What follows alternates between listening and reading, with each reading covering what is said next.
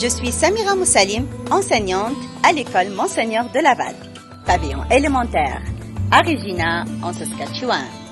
Je suis titulaire de la classe de la 4e année. Au-delà des frontières, jumelage avec les écoles francophones situées hors de Canada. Aller à la rencontre de l'autre constitue généralement un blocage pour certains élèves. Ce problème découle généralement de plusieurs aspects tels que le milieu scolaire, la maîtrise d'une langue étrangère, la diversité culturelle par exemple. D'où la nécessité d'organiser des activités de jumelage, des correspondances scolaires et des travaux d'équipe. Avec toujours l'idée de tisser des liens durables, de développer d'autres stratégies pour favoriser un meilleur apprentissage et aussi de donner le sentiment d'apprentissage à cette francophonie riche et unie dans l'action. Au-delà des frontières, constitue une forme de correspondance scolaire. C'est un sujet d'échange et de partage entre plusieurs écoles d'horizons différents et de réalités différentes. Cela permettra naturellement aux élèves non seulement de s'ouvrir à d'autres cultures, mais aussi de réfléchir sur différents sujets, de faire des connaissances, de raconter leurs histoires, leur vision du monde, mais aussi de prendre le temps d'écrire dans un moment où la technologie prend son envol. À partir de cette activité, nos élèves vont trouver une occasion de se faire de nouveaux amis, de partager leurs intérêts, de réfléchir sur des thèmes variés, de prendre goût à l'écriture. Ce projet est conçu à l'intention plus particulière des classes du 2e cycle du primaire et du 3e cycle. Depuis quand avons-nous lancé ce programme et comment a-t-il évolué?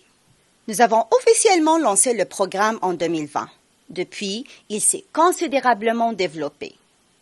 Au départ, nous avions un seul jumelage avec une école en Haïti. Aujourd'hui, nous avons élargi notre réseau à d'autres régions francophones, notamment en Louisiane et dans d'autres provinces canadiennes. Chaque année, nous renforçons nos échanges en diversifiant les activités et en impliquant de nouvelles écoles. Quels sont les critères de choix des écoles partenaires? Nous sélectionnons les écoles partenaires en fonction de l'âge des élèves afin d'assurer une correspondance entre les groupes scolaires. Ensuite, le critère principal est l'usage du français comme langue d'enseignement ou de communication. Nous recherchons des écoles ayant un intérêt pour la francophonie et souhaitons offrir à leurs élèves une expérience d'échange interculturel enrichissante. Quel type d'activité les élèves réalisent-ils ensemble dans le cadre de ce jumelage? La première rencontre est toujours consacrée à une activité de présentation. Chaque élève se présente de manière créative en partageant son prénom, son âge, son école et ce qu'il aimerait faire plus tard. Ensuite, nous organisons des discussions sur des thèmes variés comme les traditions locales, les fêtes francophones, les loisirs ou encore les projets scolaires. Parfois, les élèves réalisent des présentations en petits groupes, des jeux linguistiques ou des échanges de vidéos sur des sujets communs. Nous avons rencontré plusieurs défis dans la mise en place de ce programme et je vais vous dire comment nous les avions surmontés. Le principal défi au début a été le décalage horaire entre les différents pays partenaires. Il a fallu trouver des créneaux horaires qui conviennent à tous, ce qui a nécessité une bonne coordination. Un autre défi a été la connexion Internet et les aspects techniques dans certaines écoles. Mais avec une bonne organisation et un accompagnement technique, nous avons pu assurer le bon déroulement des rencontres virtuelles.